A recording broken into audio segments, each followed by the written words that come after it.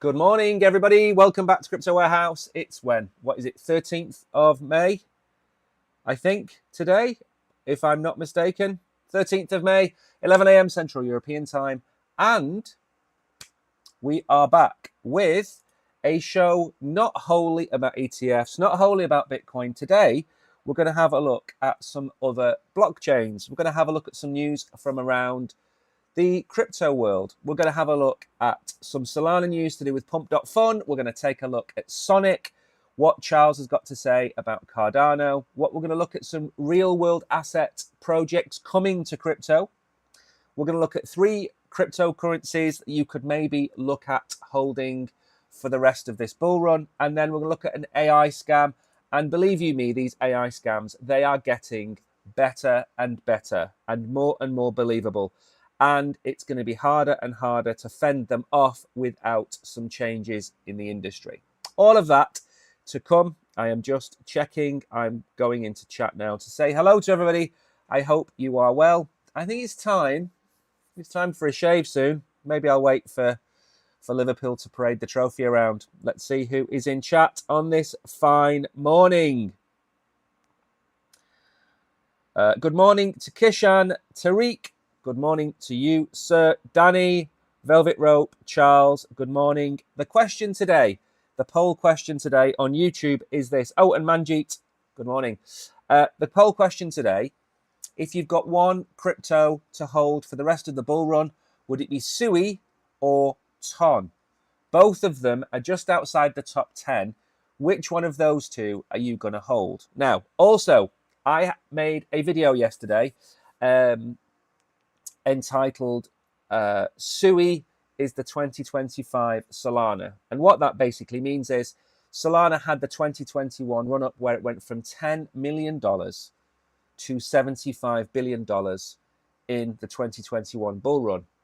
And the video that I made today, or yesterday, should I say, was basically giving you the reasons why I think Sui could carry out the same run as Solana. Now, I recorded it yesterday and it managed to record with sound playing over the back. So I've had to re-record it this morning, which is why we're a little bit late going live.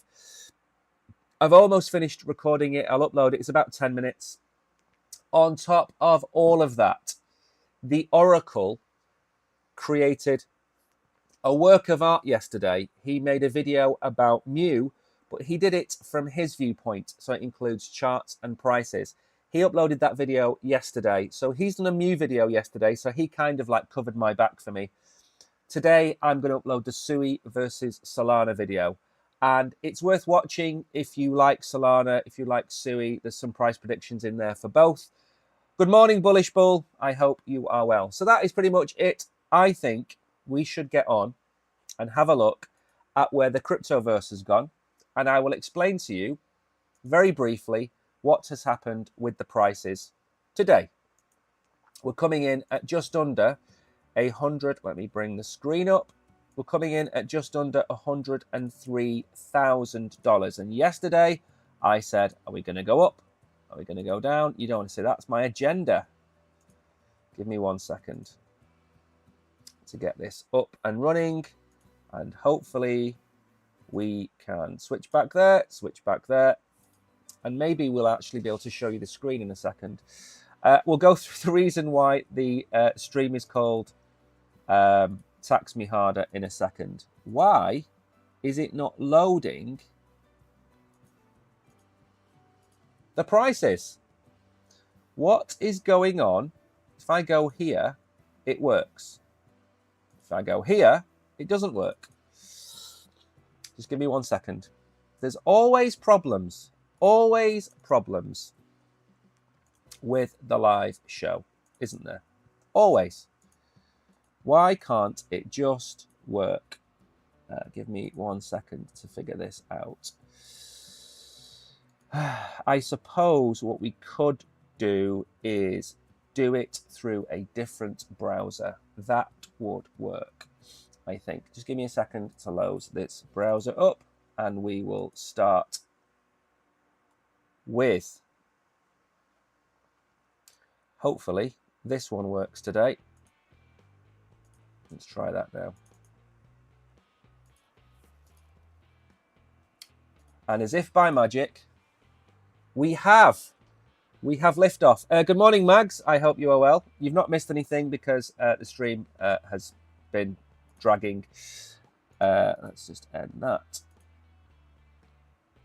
Okay, I think we're back. Right, Bitcoin is coming in at $103,000. It's down 1.5%.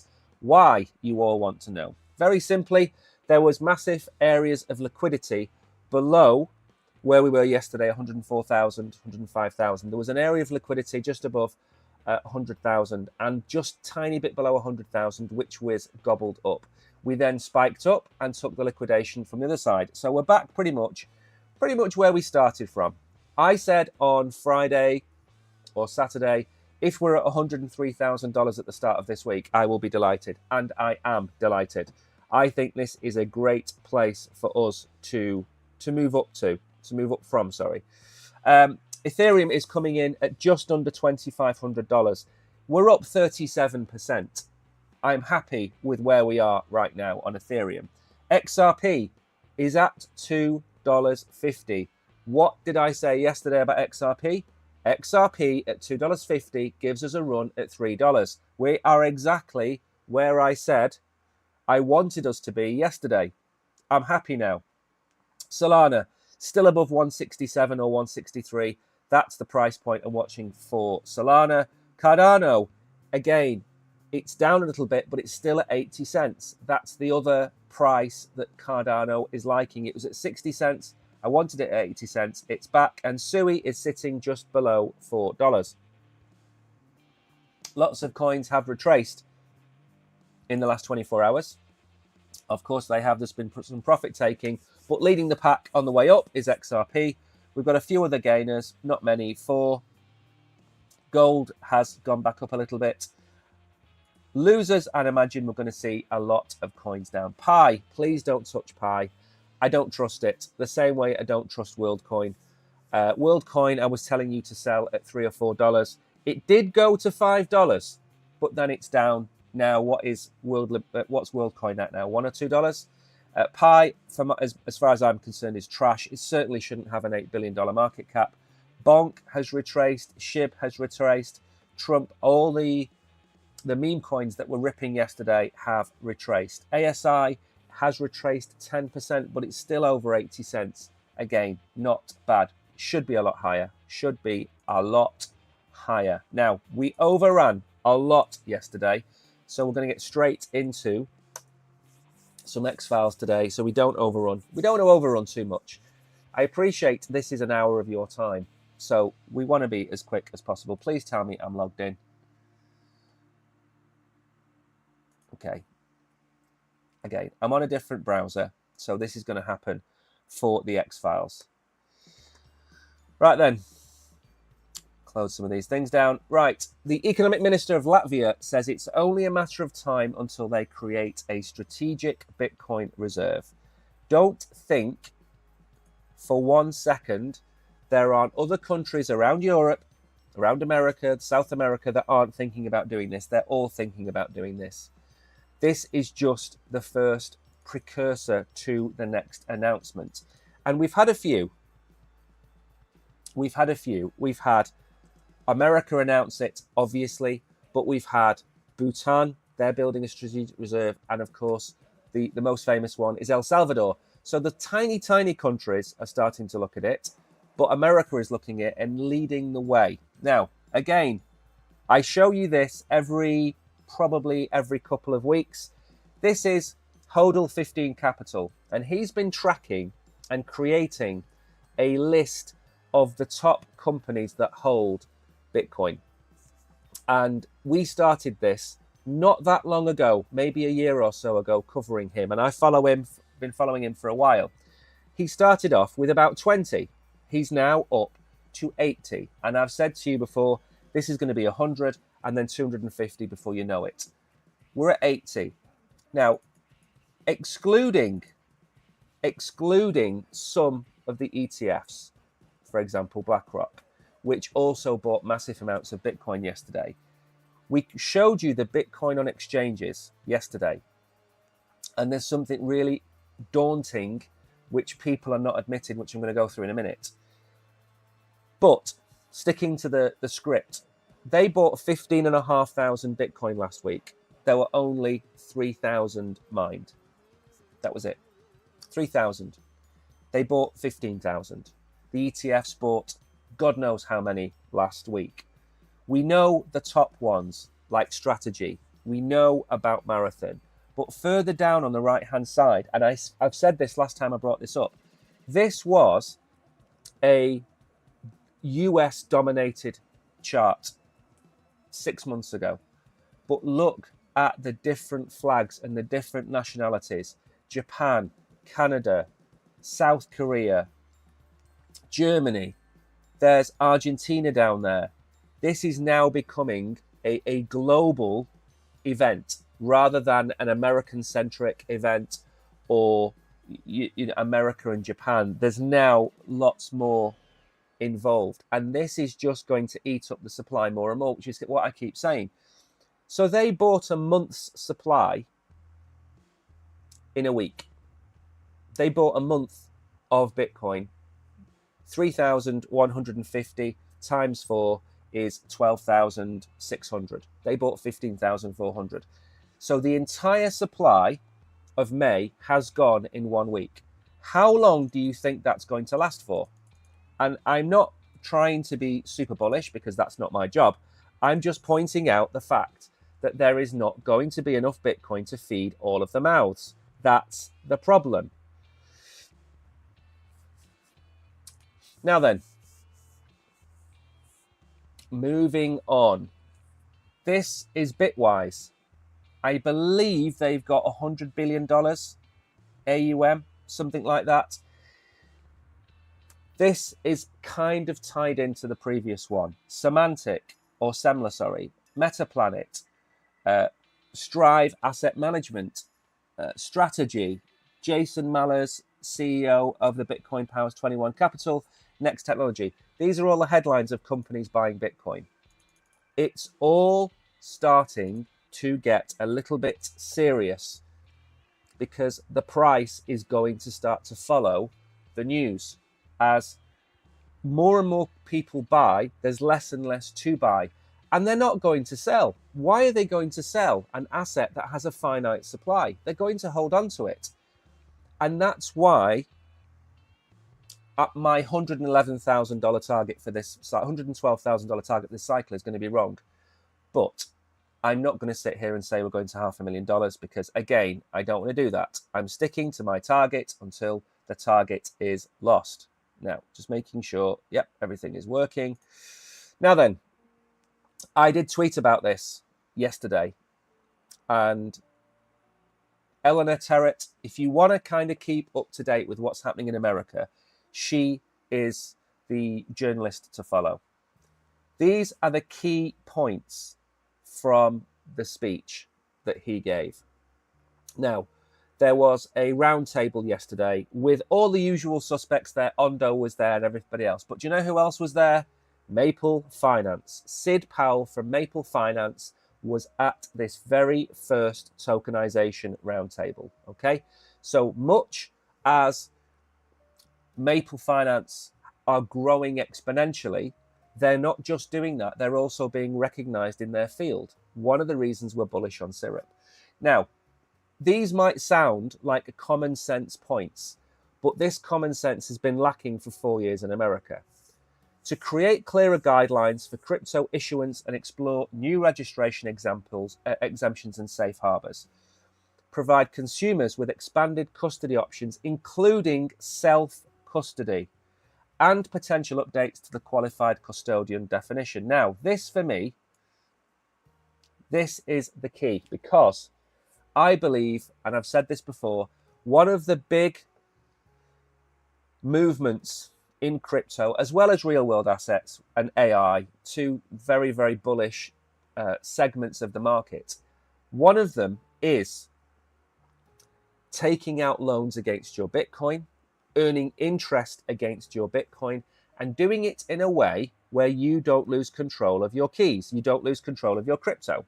And self-custody involves you holding onto your Bitcoin without giving up the keys, but earning an interest on that. And that is possible. Proof of stake, for example. You can have your crypto in your wallet and stake it to a validator. It remains your crypto, but the validator uses your tokens to validate the network and for voting power and other things.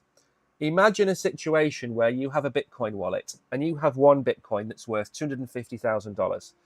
And you have the likes of BlackRock and Strategy and VanEck and all of these other companies saying to you, hey, if you stake your Bitcoin to our validator, we will pay you 3% per year, 3.1% per year, 3.5% per year. And then they will be able to use your Bitcoin as collateral for other things, but you never lose control of your Bitcoin. Now, that might sound a bit crazy. I understand how it might sound, but it doesn't mean it's not going to happen. And Cardano are one of the bigger chains at the forefront of this. Zeus on Solana is also trying to do this. We've covered Core DAO on here as well. So don't think that that isn't an option, because that's an exciting option. It's an option where you're not going to see a Celsius where you lose 35% of your wealth because you retain the custody of your Bitcoin. This is the key takeaway for me, the self-custody of it. Because again, how can these big multi-billion-pound companies do this if there's no legislation to allow it to happen? So that has to happen. And then integrated trading platforms and modernization of ATS regulations to better accommodate crypto assets. This, for me, is aimed solely at BlackRock, because they want to create their 24/7, 365 stock exchange, which will be on the blockchain. It will be on Ethereum, and it will allow you to trade tokenized assets of Apple, Google, or Alphabet, Meta. It will also allow you to trade Bitcoin, Ethereum. It might even allow you to take out the ETFs or earn interest on your stable coins. Now, just because it's being made for BlackRock doesn't mean that competitors aren't going to be able to use it. Of course they are. But this is also a very exciting point. So it might sound crazy, because these things might sound like common sense, but common sense has been severely lacking in crypto in America as long as Biden was in power. Right, move on. There's only a couple of these left, and then we'll get into the news. We've got plenty of time today. Plenty of time. I am just keeping an eye to make sure everything is working. Now, I tweeted this out yesterday. XRP overtook USDT. The XRP march towards Ethereum is going to be interesting. 50% of the market cap, but who are you backing? So, what's this to do with? Very simply put, and I don't know if that's still the case, but we'll have a look. It might have fallen back again. But look at XRP coming in at 146 billion, Tether 150 billion. But XRP is 50% of the market cap of Ethereum. It would have been a lot closer had Ethereum not had that rip. And I've made a video on YouTube called the ETH Flippening. And I look at the coins, Solana and a few others, and what their chances are of flipping Ethereum, and XRP's chances are of flipping Ethereum this cycle. And that doesn't mean I'm bearish on Ethereum. It means that I'm more bullish on certain other coins. And XRP is the one I've got my eye on, because it's only 50% away. It's only 50%, 150 billion away. It sounds a lot, but it really isn't. And I think it might be possible, but we shall see. Now then, one other thing, and the last thing before we get into the news. I've shown you this a few days ago, but I want to show you something else. So I said to you on Friday, I think, Bitcoin is now the sixth largest asset in the world. Sixth largest asset in the world. Everybody is talking about it trying to overtake gold. Look at the gold market cap and look at the Bitcoin market cap and look at what they're trying to tell you. They are basically trying to tell you that the price of Bitcoin is going to go to $1 million. That's what they believe, because gold isn't going to deteriorate from 21 trillion to 5 trillion. It's likely to go to maybe 25 trillion, 30 trillion. They're saying that Bitcoin is going to start moving up, and not today, not tomorrow, not this year. maybe 2030, 2040, whatever it might be. But that's the goal of Bitcoin. Now, that's interesting enough. But this one down here, this is Ethereum. And Ethereum was a lot higher than this, by the way, a while ago. It's bigger than Samsung. It's bigger than Palantir. It's bigger than Salesforce, Nestle, Toyota, Platinum, Chevron, Cisco, all these names you know. Ethereum is bigger than all of them. And I think sometimes people lose track of how valuable potentially some of these bigger blockchains are. It's easy to sit here and say this meme coin is going to go to $20 billion because that's just, a short-term pump. But the long-term value of Bitcoin, Ethereum, Solana, XRP, the long-term value, if you track it against real-life companies, you can see just where the standing is. So when people tell you that crypto is trash, you can quite easily turn around and say 2 of the top 40 assets in the world are crypto assets. And we haven't even started. Okay. Is it likely to flip Coca-Cola in the next few weeks? Yes. Is it likely to flip Alibaba, Bank of America? Yes, absolutely. So don't let anyone tell you that crypto is magic internet money, because this magic internet money is worth more than silver. It's worth more than Tesla. Don't let them tell you that. And then, of course, what are they going to say to you? They're going to say to you that you were lucky. Well, you know what? I would rather be lucky and rich with my Bitcoin than poor. And that's just the way I look at things. If you deny something simply for the fact of denying it, then that's on you. That's not on me. Now then, Bitcoin predicted to benefit from new tax proposal, adding 2.5 trillion to the deficit. This is the title of the show, by the way, Tax Me Harder. Spencer, founder of Tolu Capital Management, has estimated that the massive tax cut bill that was released by the Republicans earlier today is set to add 2.5 trillion to the deficit. The bill is supposed to cut spending by 1.5 trillion while allowing for a whopping 4 trillion worth of tax cuts. Hakimane, who has emerged as one of the most authoritative voices within the financial community amid the recent economic turmoil, claims that the massive increase in deficit will be amazing for Bitcoin and gold. Now, 2 things. Trump wants to cut the tax on anybody earning a certain amount of money. So less than $60,000 or less than $80,000 a year in America, you pay no tax. That's the first thing. The second thing that they're starting to roll out throughout the different states of America is no capital gains tax or income tax, whichever ones the states have Bitcoin classified as. There'll be no tax on crypto assets. That's the second thing that's coming out. So if you don't pay any tax, if you earn under a certain amount of money, you'll pay no tax. In addition, if you buy and sell Bitcoin and Ethereum and these other assets, you'll also pay no tax on them either.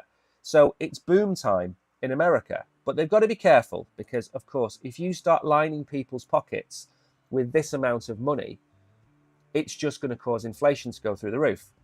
That's how it works. So you go back to COVID, people were made to stay at home. What happened? The cost of certain goods went through the roof because the demand went through the roof. The takeaways and all those kind of things, online shops, had boom times. If you suddenly give the average American $10,000 a year more, they're going to spend it. And that's great for business, but it's not so good for inflation. And that's where you have to be careful. Taxation, remember, they claim it's to pay for goods and services, but it's actually to slow down the velocity of money. If they didn't tax you, let's ask you a question. If you can, I'll go full screen on this because this is a serious question. And if you've got an answer to this, drop it in chat because the chat is quiet today. If a government can print money, why do you pay tax? If the American government or the UK government or the European Central Bank can print as much money as it wants, why do you pay tax? You can ask anybody that question, and depending on their answer, you can determine how truthful they are. And the reason, in my opinion, they tax you is to slow down the flow of money into an economy while they print money. So they're printing on one hand and taxing you on another. And yes, your tax does go to pay for certain things. Of course it does. But if they didn't tax you and they just kept printing money, it would become infinite and all money would lose value. So they try and keep a cap on that. And inflation would run away and you'd get hyperinflation. And then you'd get to the state where countries have, you drive through certain countries, there's just bags of money left by the side of the street because it's worthless. So they tax you to slow the velocity of money coming into an economy. That's what they do. So when you hear they tax you to make you poor, they do. They tax you to keep you from having too much money. They don't want you to have too much money because if you did, you'd spend it and that would cause inflation to go up, which means the money they print becomes worth less. And you can ask anybody you want about that and they'll all have different opinions, but I'm going to stick with my opinion because I think that's the one that holds the most truth for me. I'm going to use that term that Americans use that I absolutely hate, and it's my truth. I absolutely detest that saying. There is no such thing as my truth. There is the truth, and then there isn't the truth. There's no such thing as my truth. Anyway, let's move on before I have a rant again. Sonic Labs secures a $10 million Galaxy funding to turbocharge its US DeFi push. Sonic, when I made the video about Sue versus Solana, I did think about Sonic. Sonic, for me, has too far to run. In the 5,000 meter race, they're in the last lap and they're 200 meters behind. I don't think they're going to be able to run and catch the likes of Cardano or Tron in this race. I think they're too far behind. But I did buy Sonic, and I did tell you I bought Sonic, and I bought it at 40 and 50 cents. 40 or 45 and 50 cents. They're the two prices I bought. If you're on our Telegram group, you'll know about this because that's where I post it. So I hold Sonic, a very small amount. I don't even know if it's $500 worth of Sonic that I've bought. But I think the difference between Sonic and other layer ones that are out there is the CEO, number one, and the way that they reward their builders. So if you build something on Sonic, you get a cut of the transaction fees, which is great for you because it helps you survive. And the more money they put back into their ecosystem, passively put back into their ecosystem, the more that ecosystem can grow. Now, I like that idea. I'm not saying it works for every blockchain because I certainly don't think it will work for every blockchain. But I think Sonic has a really good future. And for those of you that don't know, I don't think it was the start of this year, but it was last year. I said Phantom was dead, and I showed you the revenue being generated by Phantom, and it was like $60,000 a month, $30,000 a month. It was nothing. And I said Phantom is dead. Without Andre in charge, Phantom is dead. Andre Cronje came along, revamped Phantom into Sonic, completely changed it, and it's probably the best example of an overhaul of a blockchain there's ever been, because he has salvaged what was a good blockchain but a zombie chain because nobody used it. He salvaged it and turned it into what I believe could become a powerhouse. And I'm not buying into all the hype, of course not, but the DeFi side of Sonic is booming, and DeFi has longevity, whereas maybe NFTs, maybe games don't have the longevity. They are more the pump and dumps. They generate a lot of revenue and a lot of transaction fees, but I don't think that's a long-term possibility. I think that's something that's done Solana very well, But you can see it on Solana. Solana is moving more and more towards real world assets, more towards traditional finance, and Sonic is coming up on the outside, and it's doing incredibly well, and it's raising money, it's getting eyes on. So it's got a strategic partnership with Galaxy. Galaxy's involvement positions Solana Labs for deeper market penetration, particularly in the US. That's where everybody wants to go right now. By using Galaxy's expertise and reach, Sonic Labs expects to strengthen its tech. So it's got an EVM, venture capital, blah, blah, blah. It's great for Sonic.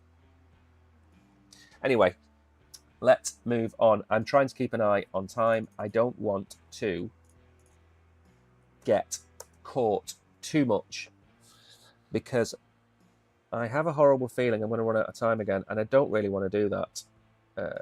Okay. Hang on. Let's try this. There we go. I'm having one of those days. I am having one of those days. Now, we've just been talking about Solana. We've just been talking about Pump and Dumps. And Pump.fun has launched creator rewards. Now, I'm not a fan of Pump.fun.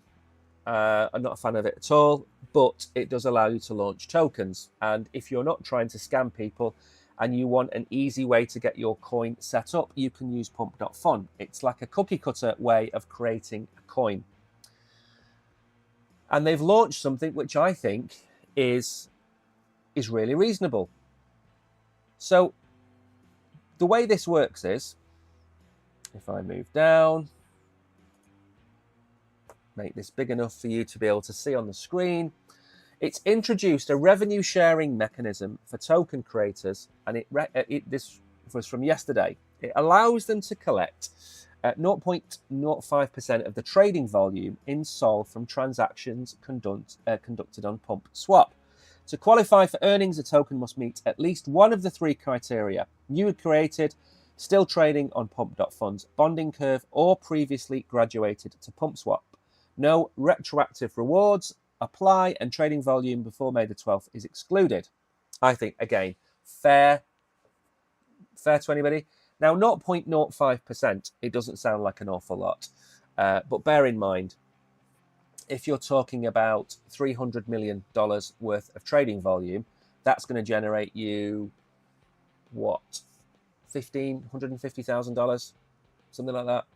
It's going to generate you a significant amount of money, because a percentage of the trading volume, remember, you can't get 100% of the trading volume because that would be every transaction, every amount in every transaction. So if Pump.fun is taking 0.1%, they're paying you 50% of the money of the trading volume. So it's not a bad deal. And again, I think that helps the ecosystem. So based on DeFi Llama's data, it will have been $7.3 million if it happened last month. And again, that is not an amount of money to be sniffed at. Rewards are automatically accrued and may be claimed on-chain through the user's wallet by accessing their profile on Pump.fun. The platform states that creators can claim the reward at any time with no lockup periods or thresholds. Now, I think it's good, and I think this is the way forward. We talked a minute about Sonic, where you get a percentage of the transactions that go through your app on Sonic. This is something quite similar, and I think it's one way of a community to get cash. Sorry, a project to get cash from outside of just its users. So getting it from the platforms themselves, I think, is a massive step forward. I think it's a real positive, and it's a positive for Solana. Where I think it's a negative is in the fact that Pump.fun just generates all of these tokens that go to $100 million and then go to zero, or as close to zero as possible. And I don't like that, but that's just part of the degen culture. There will always be people who make or become millionaires or become multimillionaires from stuff like this. But hey. Right, Cardano founder eyes strategic integration with Bitcoin and XRP ledger. I've covered this 5, 6, 7 times since he announced it, because it's important to understand what's going on. Now, it's not a rumor. There is a story going around. Let me just go up here. There's a story going around. Do you remember when I came on here and I said that I think it's terrible that Brad Garlinghouse is trying to push through XRP into the strategic reserve?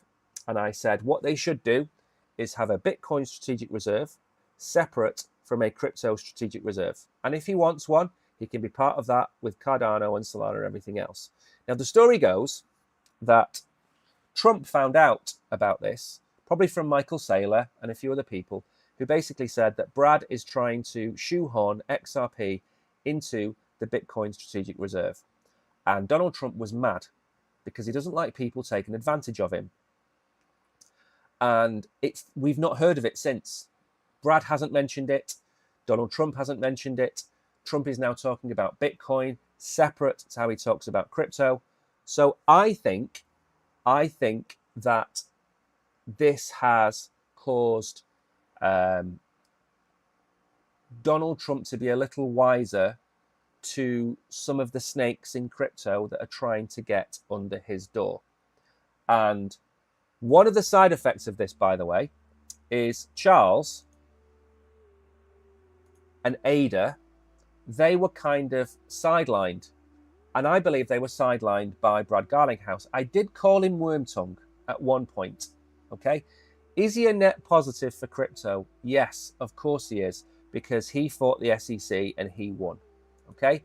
And maybe that wasn't necessarily important now we've got Trump in power, but at the time it was, and he fought the corner of crypto. So he's a net positive, but he's still Wormtongue. Nobody is an angel and nobody is a devil. And that's the way to look at things. People have faults. Everybody has faults.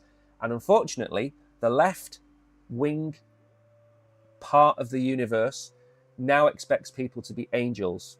And that's one of their problems. It's not your problem. Cardano got kicked into touch with XRP, may I add, when all of this happened. But Charles is trying to work with integrating crypto. Solana has been mentioned, XRP has been mentioned, and Bitcoin has been mentioned. Okay, obviously they've got the Ethereum thing going on, and they're talking to Ethereum all the time, and stable coins and all that kind of stuff. So if you look at what is likely to happen, we're looking at the top 5 cryptocurrencies in the world having massive interoperability. Bitcoin, Ethereum, XRP, Solana, and Cardano. They are the 5 that are going to be integrated with each other. And Charles is trying to do it faster than everybody else because he knows the value of tapping into Bitcoin. He's already mentioned that it's going to bring $50 or $60 billion to Cardano. That's a massive amount of money for Cardano. Cardano's got a $20-25 billion market cap. So it's bringing twice the value of Cardano to Cardano, which is going to do what to Cardano's price? Exactly. So he's trying to steal a lead. And he was interviewed by Sam. I only caught a couple of minutes of this.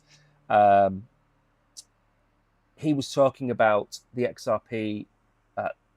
It was never set up to do real smart contracts. It does have smart contracts. It is going to have DeFi. But maybe it can work with Cardano on that element. He proposed adding a computational layer to the ledger, potentially unlocking features like smart contracts and real-world asset integration. Hoskinson also revealed plans to integrate XRP and Bitcoin into Midnight. Cardano is privacy-focused. This, he said, would foster mutual benefits across the 3 ecosystems. According to Hoskinson, these collaborative efforts could dramatically boost Cardano's TVL, potentially surpassing the combined value of Ethereum and Solana by up to 4 times. By targeting technical gains in Bitcoin, gaps in Bitcoin and XRP, while creating on-chain utility, Cardano is positioning itself at the intersection of interoperability and innovation in crypto sector. That's just a mouthful of absolute garbage. That's something you'd see in a mission statement of Coca-Cola. do better. Do better than writing crap like that. Basically, Cardano is trying to steal a lead and become the interoperable king, if you like. And he's working towards that. Now he's not in full control of Cardano. He can go out and he can do stuff like this. And I think, again, when we talk about net benefits to crypto and we talk about Brad, Charles is more of a net benefit to crypto than Brad. Charles is more of a net benefit to crypto than Vitalik. I'm not saying he is infallible. I'm saying that I believe as an individual, he sees the value of crypto more from a different perspective than people who have so much skin in the game. Vitalik is always talking about Ethereum, always talking about privacy. Anatoly has gone very quiet in the last few months.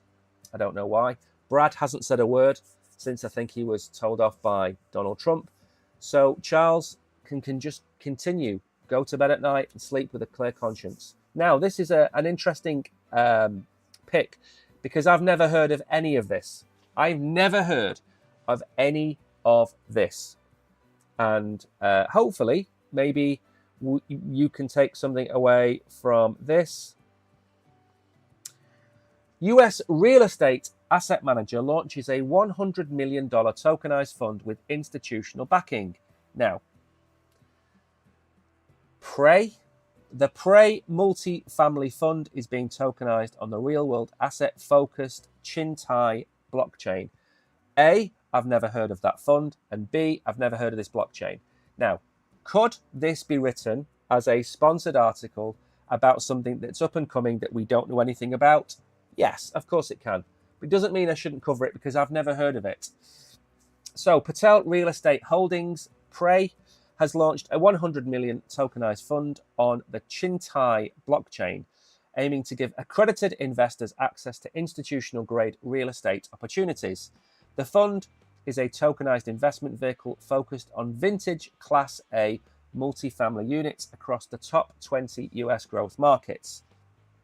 The entire structure is digital native from the start, compliant onboarding, reporting, capital calls, and potential secondary market transfers. The fund is part of a broader $750 million investment vehicle co-developed by Prey and several institutional firms, including Carlyle, DRA Advisors, Walton Street Capital, RPM, and KKR. So I've heard of quite a lot of them, but I've not heard of this one. The company said that 25 million of the 100 million allocation will be tokenized on Chintai. Now, Chintai is a tokenized, focused Layer 1 blockchain that also powers the R3 Sustainability Fund for Environmental, Social and Governance, ESG. That's a bad name. I really don't like ESG at all. Its native token CHEX is currently valued at 24 cents with a market cap of 244 million. It's all a mouthful. Their tech allows us to maintain the highest standards of compliance and investor protections while introducing the efficiencies and access advantages of blockchain. Now, again, I've never heard of them. Okay, vaguely remember Chintai, but vaguely. Now, you're going to see, and I've said this on a few videos, you are going to see various different layer 2s start to appear. We've covered a few on the channel before. Mantra and they were a real-world asset-specific blockchain. And this is a good thing. Gaming-specific blockchains, real-world assets, for me, I think they are a really good idea. I spoke yesterday and I said that Ethereum started off being all things to all men. And it was never meant to be that. You wouldn't play Cristiano Ronaldo at centre half. You wouldn't play Cristiano Ronaldo in goal. There's a very famous quote, you'll never win the Premier League with 11 James Milners. They are utility players. They don't have a particular strength. They can run, they can pass, they can cross. Ethereum is like James Milner. These layer 2s, these specific layer 2s are targeting specific niches within crypto. So you will have a right winger, a striker, a left winger, a centre half. They're specific to what they do, whether it be gaming, AI, real world assets. They all have a particular focus, and that's needed because real world assets require a certain set of smart contracts, a certain set of utilities, KYC, AML, secure wallets, all the usual kind of things you would expect. Basically, it's like a digital bank. They're trying to create it where they've got all the tools to be able to specifically target real world assets. So then, if I come along and say, right, I am the Fitzgerald Family Fund, and I want to create a real world asset token and platform for people to invest in my product. And I want to call the token FITS. And people, I want to be able to use the token to trade on the platform. Chinai or Mantra or any of these other specific layer 2 blockchains or layer 1 blockchains in some instances would give me all the tools I need. That's why I'm so bullish on Mantra, irrespective of the price. Remember, a project's success and its token price are not necessarily directly connected. Look at Star Atlas, AAA game, terrible token. Any game right now in crypto has terrible tokenomics. There isn't one out there that has good tokenomics. There are good games, terrible tokenomics. So just because Mantra has dropped 95%, it doesn't mean the project is bad, and it doesn't mean I've changed my opinion on it. The number of people that threw it under the bus is ridiculous. The technology is still there. If Tottenham Hotspur got relegated from the Premier League, would they still have a state-of-the-art stadium? Yes. Would they still have their microbreweries and their Michelin-starred restaurants? Yes. Of course they would.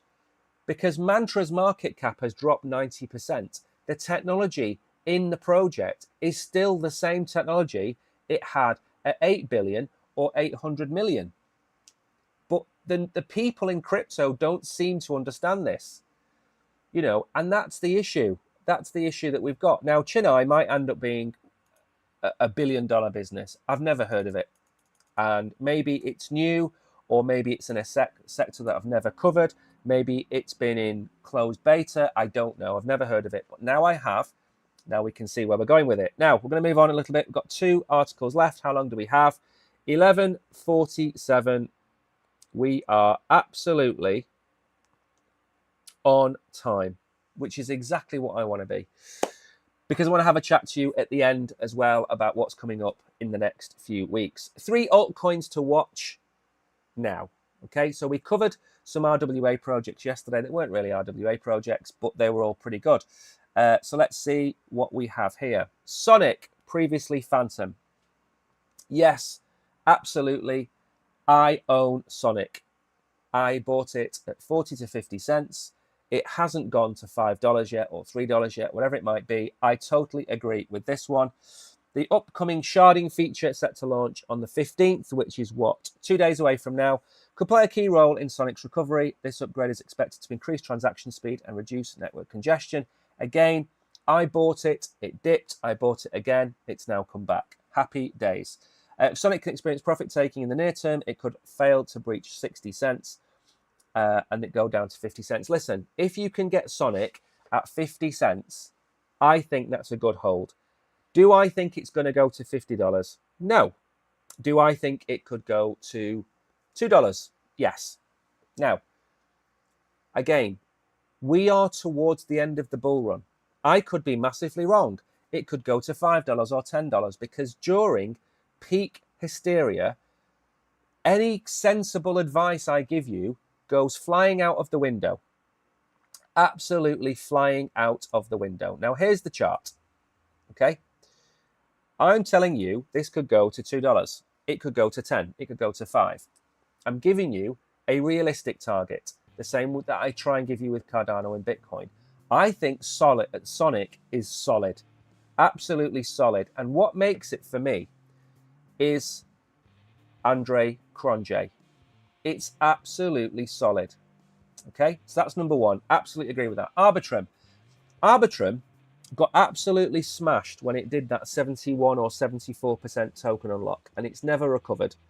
absolutely destroyed. I think it fell below $1, $1.40, and it never came back. Now, it surged 51% to get to 47 cents. Okay? And yet again, what do we have? An unlock. I personally wouldn't buy this token right now at this price. This unlock could push the price down. Would I buy Arbitrum at 20 and 30 cents? Yes. Do I think it can go back above the dollar in the bull run? Absolutely it can. But it's got no momentum. And that's one of the things I talked about today in the video that I made about SUI. SUI has momentum. And you cannot underestimate momentum. It will take you a long, long way in crypto. Sonic has it. Arbitrum doesn't. Jupiter is on the fence. Now, there was one reason which I think caused Jupiter to have a massive problem. Now, take a step back. I told you 2 or 3 months ago they were going to start doing a buyback on the Jupe token, which they did. Okay, and that was, for me, going to push this up towards $1.50, $2. And everything was rosy in the Jupiter garden. And then what happened?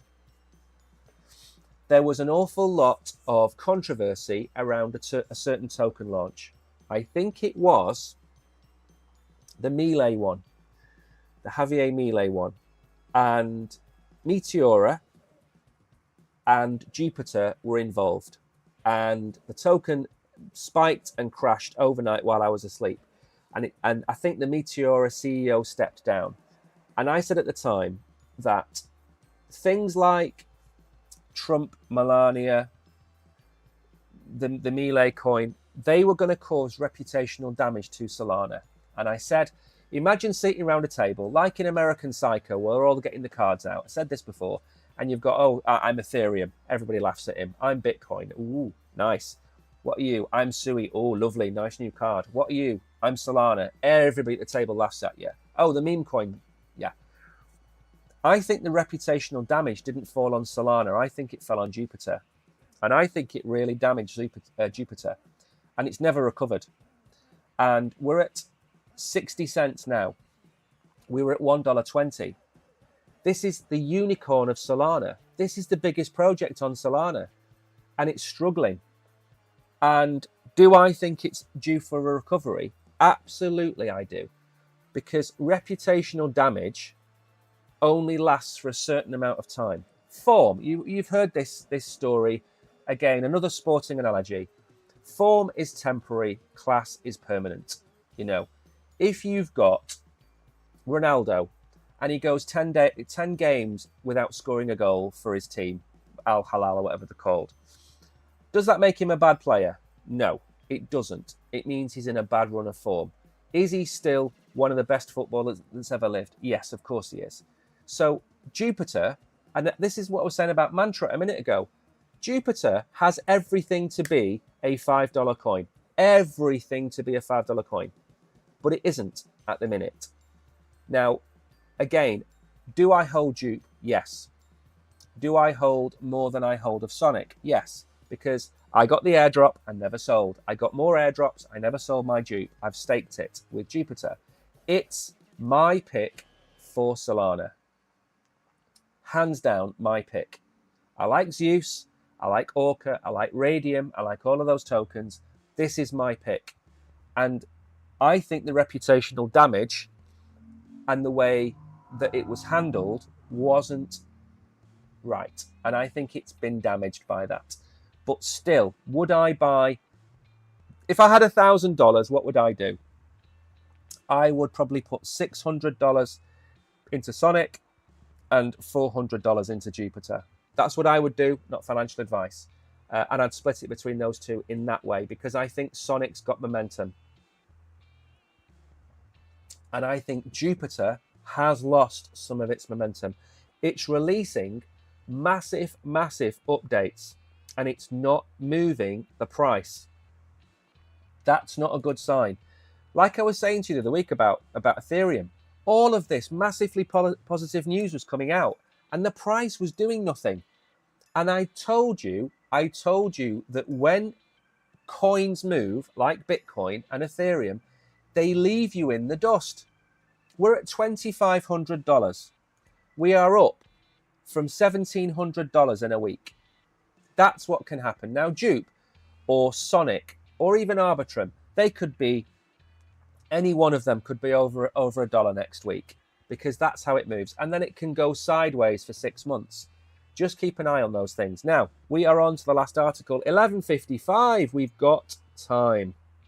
That is good. Just keeping an eye on everything. Let's go. Now, this is, I've not done a warning in a while, but this seems to be quite a good one to tell you about. Cyber criminals are now using fake AI tools on social media to spread noodle file? Let's call it noodle malware. Oh, this is too tiny for you to see. The attackers make platforms with believable AI themes that can be promoted on social media. These may look like real AI tools, but they're actually just fronts to get people to download malware that is hiding inside them. Criminal AI-themed platforms are advertised via Facebook groups. Mario does a lot of this kind of tweeting and whatever it might be. You download it, you think it's the next big thing. It accesses your wallet and it drains all of your funds. That is what it does. Now, I didn't really want to go through the article. It's not important. I want to basically run you through a couple of very quick things that I want you to do today. That is it. Okay, so first of all, your funds, I don't care what anybody else tells you, because they're all wrong, okay? Your funds are safer on a ledger or on a centralized exchange than they are in MetaMask or Phantom. That's a simple fact. Now, if you have your funds, Dennis, I'll come to you in 1 second. Hang on for about 2 minutes. Number one, your funds are safer on an exchange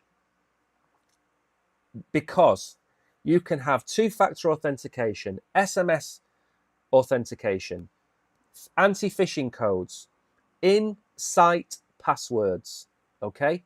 Now, if somebody hacks your email address, they can't hack your phone at the same time. It's very difficult, nearly impossible to do those things, okay?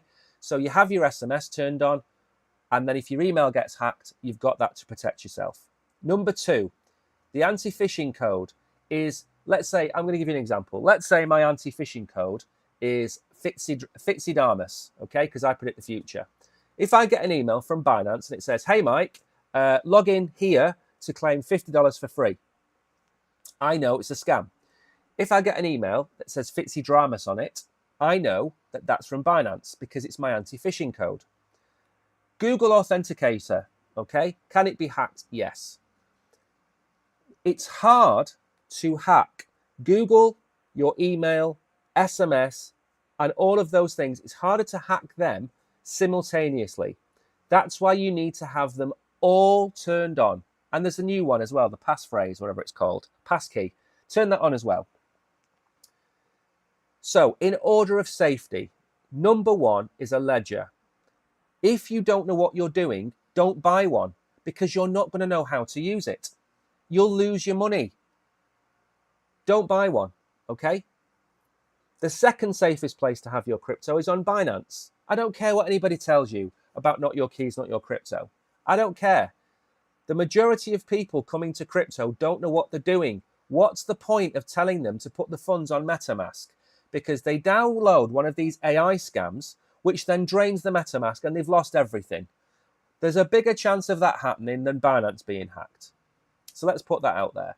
So make sure after this show, you go to Binance and you check your security settings. That's simple. Right, in answer to Dennis's question, what do I think about Ondo and Chainlink? I think Ondo and Chainlink are two coins that I hold. So I have a vested interest in me talking to you about those two tokens.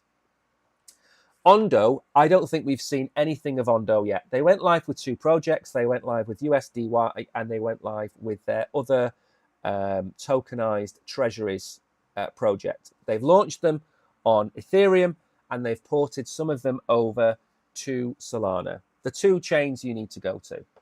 So for me, Ondo could, not financial advice, go somewhere north of $5 towards $10. And I think it's a project that will be here in 4 or 5 years' time. That's number one. Chainlink is an OG. Back in 2021, it wasn't ready to have a run-up. Now it's integrated with everything. It is the interoperability of crypto. It's an oracle. So it provides data feeds of prices in real time to all of the exchanges. It helps on and off ramping through CCIP of USDC and USDT. It's talking to MasterCard. It's talking to Visa. Those two tokens are serious projects that will be here in 5 years' time. Why do I keep saying 5 years' time? Because 5 years from now will be after the next bull run. It will be after the 2029 bull run. Both of them are going to exist. You can't say the same thing about Sei or Celestia or these other new chains, Chanai, which we talked about before. I can't say the same about them. So for me, both absolutely solid, nailed on projects. They both have a revenue stream. They both have a business model, and both of them, in their own respective ways, are tied into the titans of TradFi, whether that be Visa and MasterCard or whether that be BlackRock. So for me, two absolutely solid choices. I hold twice as much Chainlink as I do of Ondo, but that's because I came to Ondo late. And if I had $1,000, I would put $500 today in each. If we go back and use the thing I did before with Dupe and Sonic. And that's just to give you my confidence weighting.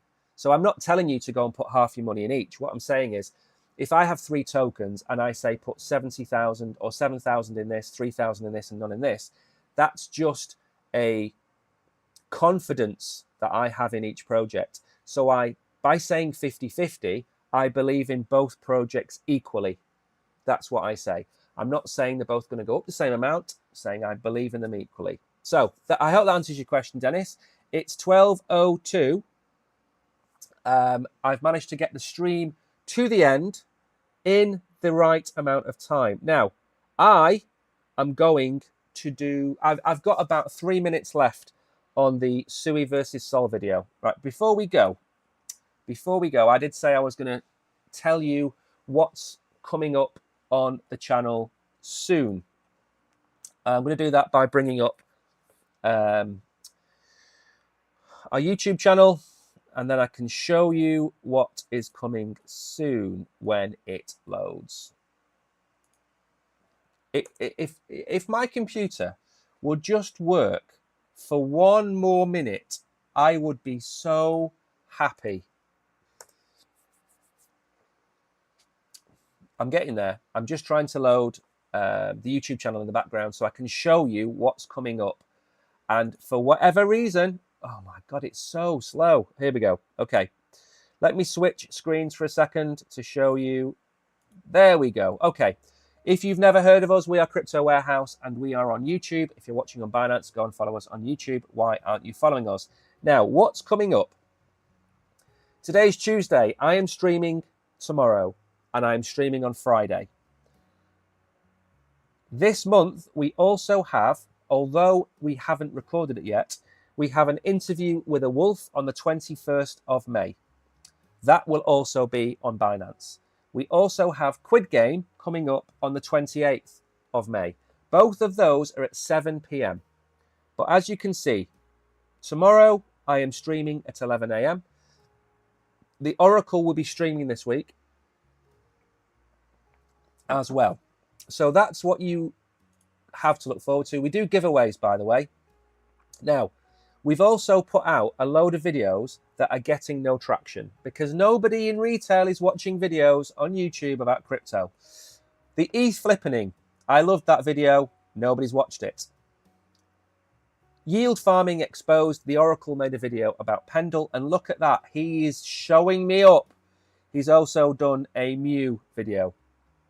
The Oracle's done the last 2 videos on the channel. Unbelievable, isn't it? Also, if you are interested in Bitcoin yield, CoreDAO was a very good video. We make videos about Trump. We make videos about smart money. We make videos about WolfSwap, XRP, Crypto.com, even Gary Stevenson. So make sure to go and give us a follow on YouTube if you don't, and help a brother out. Anyway, thank you, Mags. Thank you, Manjeet. Thank you, Dennis. Thank you, Bullish Bull. Thank you, everybody, for coming. See you in the morning.